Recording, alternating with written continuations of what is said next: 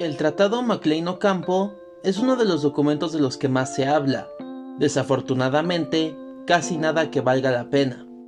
Es el principal argumento de los detractores de Juárez para tratarlo como un tiránico y ambicioso traidor a la patria, esbirro de los gringos. Por eso decidí hablar de ese tratado tan importante, su contenido y sus implicaciones. Primero entendamos que el Maclean-Ocampo se firmó durante la Guerra de Reforma, una guerra civil en toda regla. El gobierno liberal, encabezado por Benito Juárez, peleaba con el conservador, encabezado primero por Félix Zuluaga y después por Miguel Miramón. Y aunque fue una guerra totalmente mexicana, las potencias mundiales no fueron indiferentes. También hay que entender que el presidente estadounidense de la época, James Buchanan, llegó al poder por haber prometido una campaña expansionista que incluía ocupar el norte de México, controlar el tránsito por el istmo de Tehuantepec y comprar la isla de Cuba.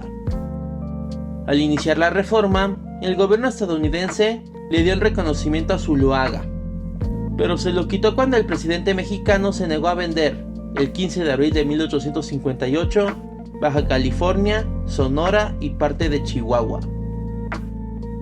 En 1859, la guerra se volvió más cruenta y difícil de sostener para ambos bandos.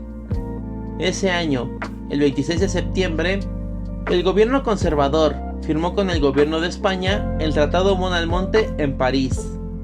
Dicho documento, entre otras cosas, le dio a los conservadores un préstamo para ayudarlos con la guerra. Al gobierno de Juárez se le acababan las opciones, los aliados y el tiempo. Las negociaciones entre el representante estadounidense, Robert Maclean, y el representante mexicano, Melchor Ocampo, duraron 8 meses, y fueron negociaciones sumamente tensas. Los liberales eran conscientes de lo que quería Buchanan. También eran conscientes de que tratar con el gobierno estadounidense era peligroso. También eran conscientes de que hacía poco más de una década Estados Unidos les habían arrebatado medio país. También eran conscientes de que buena parte de la sublevación contra Santa Anna fue por vender la mesilla. Ni Juárez ni Ocampo aceptaron entregar ni un solo centímetro de territorio nacional, aunque hubieron otros liberales, como Miguel Lerdo de Tejada o José María Mata, que no se oponían con tal de ganar la guerra. El Tratado Maclean-Ocampo fue firmado el 14 de diciembre de 1859. Incluía 11 artículos y 2 adicionales. En ningún lado se entregó territorio nacional. Sin embargo, se entregaba a los Estados Unidos tránsito a perpetuidad por el istmo de Tehuantepec, igualmente por el centro y el norte de México, así como la entrada de tropas estadounidenses a México sin previo aviso. El gobierno de Juárez se comprometía a establecer depósitos y a no cobrar impuestos. También les daba la libertad de profesar su religión.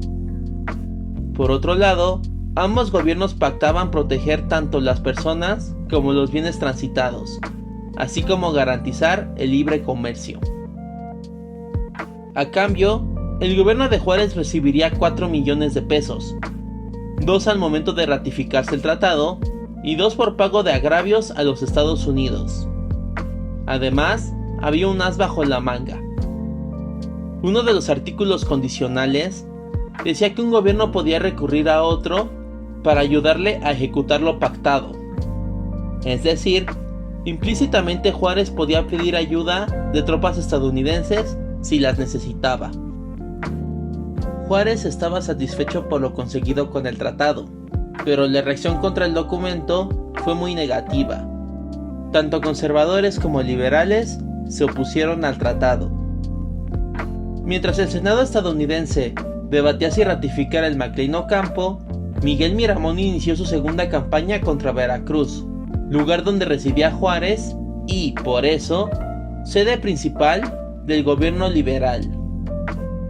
Esta vez, Miramón planeaba un ataque por mar y tierra, con la ayuda de 2 buques españoles. Una ofensiva así hubiera sido fatal para el gobierno juarista.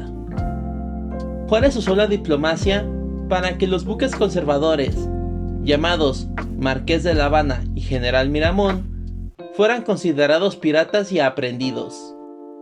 La corbeta estadounidense Saratoga y los vapores Indianola y Wave, luego de un intercambio de cañonazos, capturaron los buques de Miramón, en el evento conocido como el Incidente de Antón Lizardo, el 6 de marzo de 1860. Esta acción salvó al gobierno de Juárez. Posteriormente, el 31 de mayo, el Senado estadounidense determinó no ratificar el Tratado McLean-Ocampo. Fue rechazado por 27 votos y apoyado por 18. Fueron varios factores, pero el principal fue que el Senado no quería que el tratado beneficiara a los estados secesionistas del sur. Esto con la guerra de secesión a punto de estallar.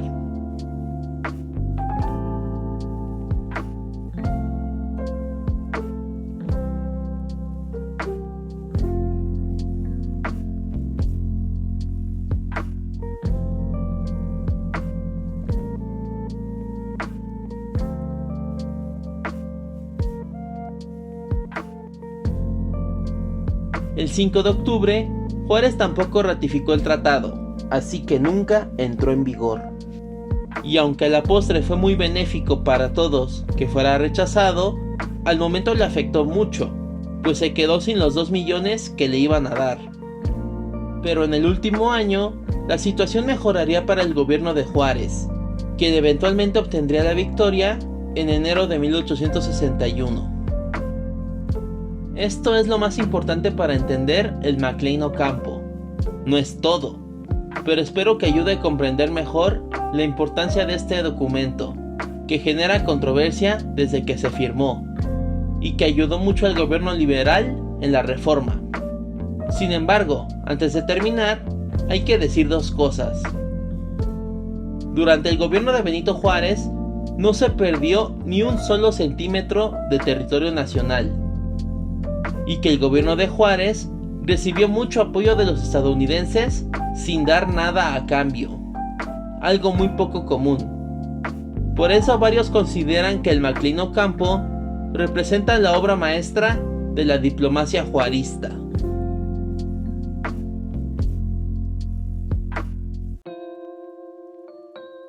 Muchas gracias por ver el video. Recuerda suscribirte y dar me gusta si lo disfrutaste. Activa la campanita para que no te pierdas ningún otro.